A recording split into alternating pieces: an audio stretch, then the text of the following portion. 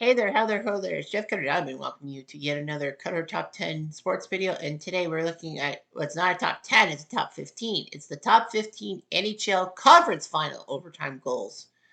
I've done it for the first and second rounds of the playoffs, and now I got to do it the conference finals or the semifinals, if you will, because of course we haven't always had conference finals, we've had semifinals in the NHL. So we're going to be looking at 15 of the greatest overtime winning goals of all time in the final four, if you will. And it wasn't too easy and all that, but I got it all of that as cats are meowing in the background. All right, so here we go. And of course, I have to do the funky fingers because with it being more than a top 10, I can't do. Okay. All right. Number 15 is Greg Adams' 1994 double overtime against the Leafs. So the Vancouver Canucks were the 7th seed in 1994. They shocked everyone by beating Calgary in 7 games in the first round. The Canucks not only did that, they did it in overtime. I mean, they had to have 3 overtime goals. Jeff Cordino, Trevor Linden, and then the great Pavel Bure goal to sink the Flames. I don't think any team has ever come back from 3-1 down in a series and had to win games 5, 6, 7, and 7, in overtime to do so. I know the Panthers did twice, but they did not win game 6 against Boston in overtime. And then the Canucks took care of Dallas and then went on to the conference finals against the Leafs. Everyone thought this was the Leafs' time. I mean, no Gretzky. They had Pavel Bure to deal with. And the Canucks sent the Leafs in Game 5 thanks to the Greg Adams double overtime goal that got the Canucks to their second Stanley Cup Finals in history, the first being 1982. I know this will not be the last Vancouver Canucks conference final goal to be on this list, just to let you know. Number 14 is Slava Kozlov, 1995. I know it's Vladislav, but I call him Slava. So Slava Kozlov and the 95 Red Wings were on a mission. Detroit had not been to the finals since 1966 and had not won the cup since 1955. At the time, in 1995, it was actually the longest cup drought in history. At the time, was the Red Wings, not the Leafs. But anyway, tough 5-game series with the Blackhawks, their rivals. Slava Kozlov scored on like a 20-foot slapper past Ed Belfour and got the Wings to their first Stanley Cup Finals in 29 years. Mike Ilitch was happy and all that. Unfortunately, though, the Red Wings got beaten by the Trap and the Devil Dogs in 4 games. Okay. Number 13 is Martin Gelinas 2002. Well, it's a little biased because, that goal was against the Leafs, like Greg Adams. However, Martin Gelinas was even more powerful. So the Carolina Hurricanes, despite being massive underdogs against the Leafs in the 2002 Final Four, actually were decent. They did win their division. They took out the Devils and took out the Habs, despite being within a period of being down 3-1 to the Habitants. We almost saw an all-Canadian conference final between Montreal and Toronto, or even Montreal and Ottawa if Ottawa had done the job. But Carolina and Toronto traded overtime goals, and then Carolina put on a clinic game 6. Carolina was up by 1 in the last minute, but Matt Sundin poked it a rebound with like 28 seconds left, tied the game, and then Gelinas won it in overtime. Carolina, as Steve Levy on the ESPN calls us, strange but true, Carolina are going to the Stanley Cup Finals. They won game 1 on, I think, a Ron Francis goal, but lost the next 4. Number 12 is Dustin Penner, 2012. Well, it's funny how I put Penner at number 12 in 2012. Nevertheless, the LA Kings were an 8 seed. They were pulling off rabbits out of their hats and all that. They took care of the President's Trophy winning Vancouver Canucks, well, the team that had the best regular season record in the NHL. And then they took out Anaheim, their crosstown rivals, because Anaheim is technically within the bounds of Los Angeles. But anyway, LA would take on Phoenix, who were another shock team because Phoenix had never won a playoff series in Phoenix and all that. So Dust and Penner, yeah. So the Coyotes took care of the Blackhawks, and I can't remember. I think it was Nashville in the second round. Yeah, Phoenix were putting it on. Of course, Michael Bodker was playing for the Coyotes, and Chris Cuthbert mentioned Kitchener Rangers when Bodker scored the overtime goal in Game 3. So anyway, Dustin Penner and the Kings took care of the Coyotes in 5 games and got to the Stanley Cup Finals against the Devils, who got in on their own overtime goal. And I will talk about that right now because that's number 11. Anna Henrique 2012 conference finals. It's weird how both conference finals ended in overtime on an overtime goal, which is unfreaking likely. But it has happened. Well, there's another year too on this list that had to double. But anyhow, Adam Henrique and the Devils were taking on the Rangers, who looked pretty good, although they got pushed around by the Caps and the Senators to a pair of game sevens. The Rangers were needed to win in New Jersey to go to the third game seven of the campaign. But Henrique scored. He was the hero in double overtime against the Panthers in the first round, sending them to round two. So yeah, Adam Henrique, great guy, but the Devils lost the finals to LA. Number 10 is Jean Beliveau, 1969. Really going old school before the conference finals premise. So anyway, Montreal took on Boston in the Final Four. The winner would go to the Stanley Cup Finals against St. Louis, who won the Western Division. So the Eastern Final was Montreal-Boston. It was a big battle. It went to double overtime and close to midnight. I think it was like 11:30 Eastern Time.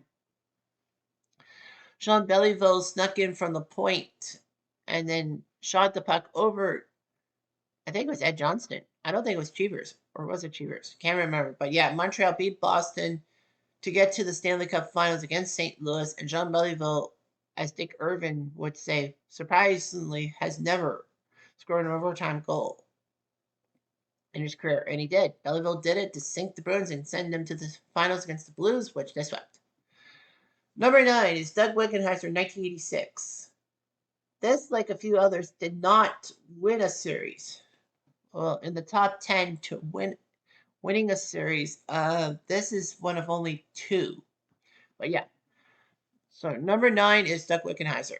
So in 1986, the Blues and Flames would face each other in the conference finals. It was supposed to technically be Edmonton against the poor runt of the Norris litter because Edmonton was expected to beat Calgary to move on to the Final Four or the conference finals. Unfortunately, they fell in Game 7 to Steve Smith's gaff. That was not in overtime. And then, you had Calgary St. Louis.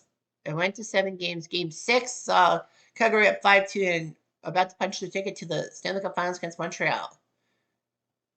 But unfortunately for them, Doug Wickenheiser produced well. The Blues were down by 3. They forced the game in overtime, and then Wickenheiser scored second in the game, 6-5. It was amazing. The Blues took out the Flames. The forced Game 7, which Calgary won on home turf and fell to the Habs in 5 games. Number 8 is Danny Alfredson, 2007. So anyway, Daniel Alfredson did a lot of work for himself as the Senators took on the Sabres in the conference finals. In 2006, they met in the conference semifinals in one of the most highly anticipated conference semifinals as Buffalo and Ottawa would trade wins and trade overtime shots. And of course, Ottawa had Dominic Hasek, who was a former Sabre, but he injured himself during the Olympics. So Ray Emery had to come in and save the day, but he didn't. Buffalo took out Ottawa, who then got taken out by Carolina. In 2007, Ottawa and Buffalo would meet in the rematch. It was a great conference final. Game 5 happened in Buffalo, and Danny Alfredson scored a massive goal to win the game. Of course, most of America didn't even see the game. Well, it wasn't because of bias, because there was a Canadian team involved in the conference final and had beaten an American team. That's not what it was. Unfortunately, Game 5 of the Eastern Final was actually held in the afternoon in Buffalo due to the fact that NBC, had the NHL rights in the U.S. And there was also what they call the Preakness. Now, I would have done a top 10 about the Preakness, but because I have no freaking clue about the Preakness, and it's kind of the little brother of the Triple Crown, I'm not going to really do anything about the Preakness. Nevertheless, Danny Alfredson scored that key goal, Game 5, and of course, NBC was running low, so they decided they needed to show some Kentucky Derby stuff, so they switched their coverage to Versus, or NBC Sports Network, as it's now known as, and Ottawa beat Buffalo. Of course, in Canada, it was uninterrupted because it was the CBC and the great Bob Cole did the call. And it was kind of funny because at the time they were just doing prelim races for the Kentucky Derby. The main event wasn't for another few hours, so the fans were pissed. They really were. Ottawa went on to lose to the Ducks in the Stanley Cup Finals. Number 7 is the Coon, Chris Kunitz, 2017 Conference Final. Chris Kunitz was a decent player and all that. He played for the Ducks, and then he got to the Penguins in a trade, and then a few things happened. Pittsburgh and Ottawa were battling tooth and nail in the conference finals. Ottawa had struck first on a Bobby Ryan overtime goal in Game 1, but it was down to Game 7. Someone had to win, and someone had to face those pesky Nashville Predators in the final. And then Crosby, was shouting and all that. It was akin to 2010 when his Olympic goal, we got Iggy, and then Iginla passing the puck and scored. But I think Crosby wanted the shot, but Crosby didn't have the shot, so he passed it. And Chris Kunitz on a one-timer, meaning that you pass the puck, and then before the puck lands, you shoot it. Kunitz puts the one-timer over Craig Anderson's shoulder in double overtime and sends the Pittsburgh Penguins to the Stanley Cup Finals, which they beat Nashville in what they called the Battle of the Highlighters, because the main yellow colors look like highlighters. Number 6 is Arturi Lehkonen, 2021 Habs. In a lesser state, 2022 with the Avalanche, because he got traded to Colorado and then beat the Oilers in Game 4 of the conference finals to send the 22 Habs to the Stanley Cup Finals. But that's not the point. We're doing 2021. The 2021 Habs were a massive Cinderella story. They were 4th in the Canadian division. Well, of course, 2021 was after COVID happened, and the NHL decided to put 4 divisions, but put all 7 Canadian teams in the same division, because of the fact that, they had the travel restrictions from Canada to the United States and vice versa. So the Leafs were number 1, winning the division. I call it a tainted one because it wasn't really a full season and all that.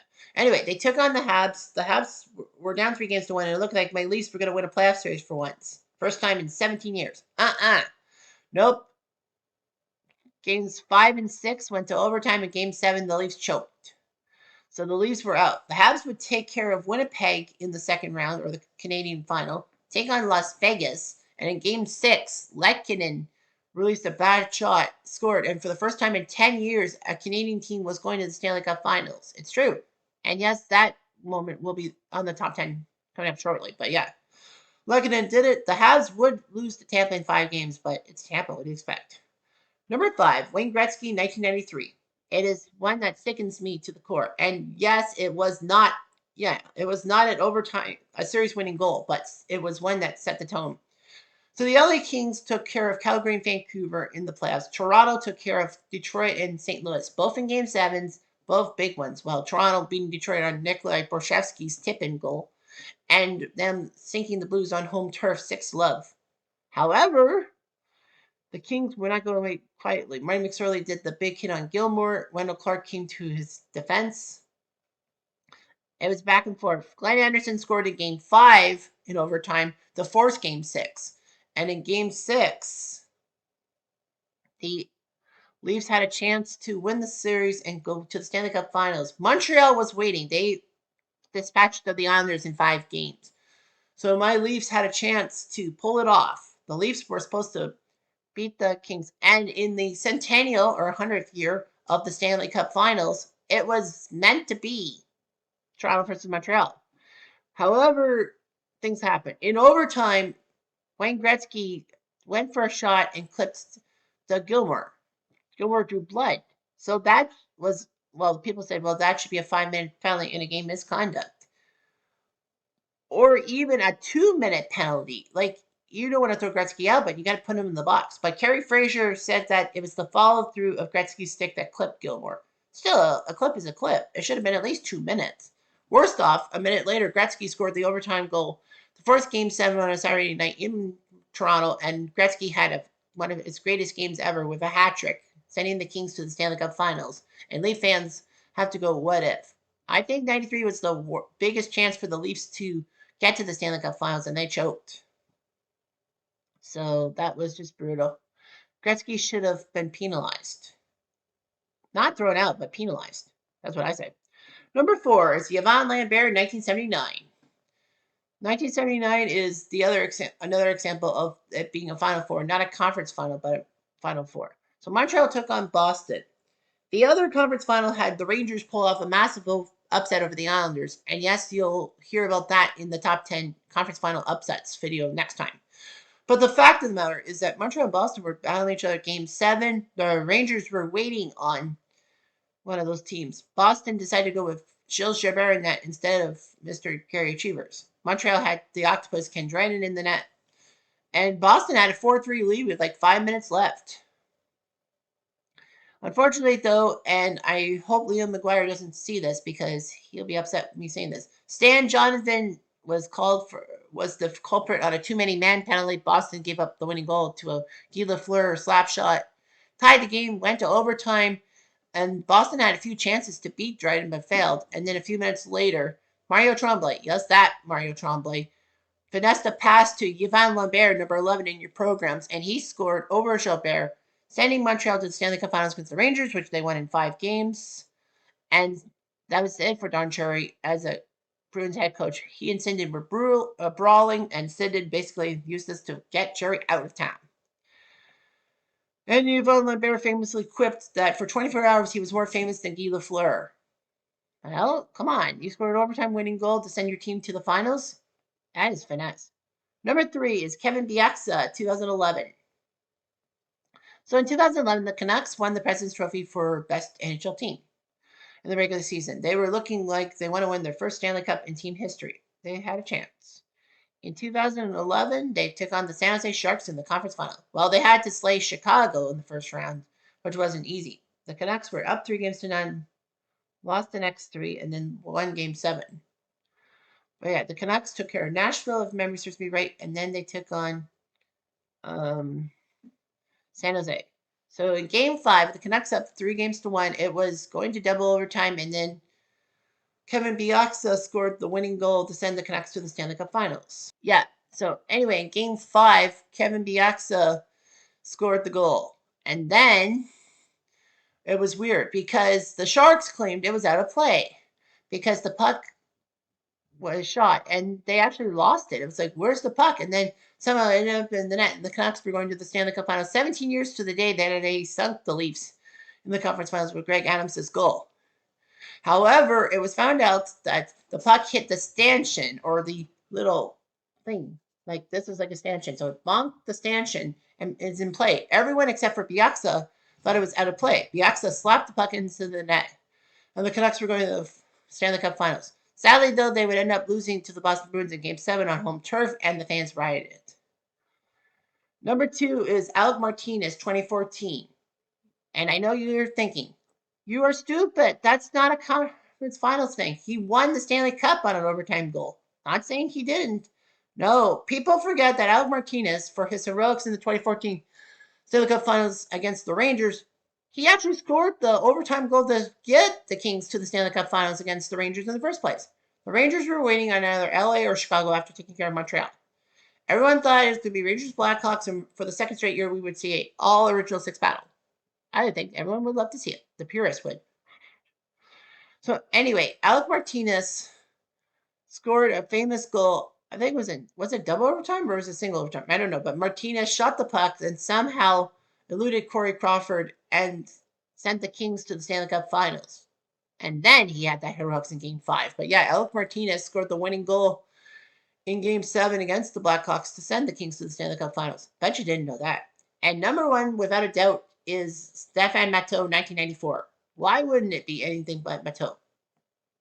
The Rangers were fighting a 54-year cup drought and all that. They had taken care of Washington and the others easily, but the New Jersey Devils, who were coming through with Jacques Lemaire as head coach and using what they called the trap system, worked. Martin Brodeur was playing like a superstar goalie. He did win Rookie of the Year, though. And the Devils had to face Sabres in a 7-game massive series that saw Brodeur versus Hasek, one of the great goalie duels of all time. So, anyway, yeah, Rangers, Devils. Matteau did score a overtime goal in Game 3 in double overtime. And then the Rangers took on the Devils, and with 7 seconds left, Valery Selapukin found the net, and we were going to overtime. And then went to double overtime, and then Matteau swooped around and tucked it into the net. Well, it was actually thank Fetisov, who actually was in front of the net trying to slide to stop the pass, but it went off his skate past Brodeur. And Matteau, everyone goes, Matteau, Matteau, Matteau, Stefan Matteau. And the Rangers have one more hill to climb, baby, but it's Mount Vancouver. So, yeah, Stefan Matteau did his job, scoring that big goal. And the Rangers got to the Stanley Cup Finals against the Canucks and beat them in Game 7. So, it all worked out in the end. Anyway, I'm Jeff Diamond. I do.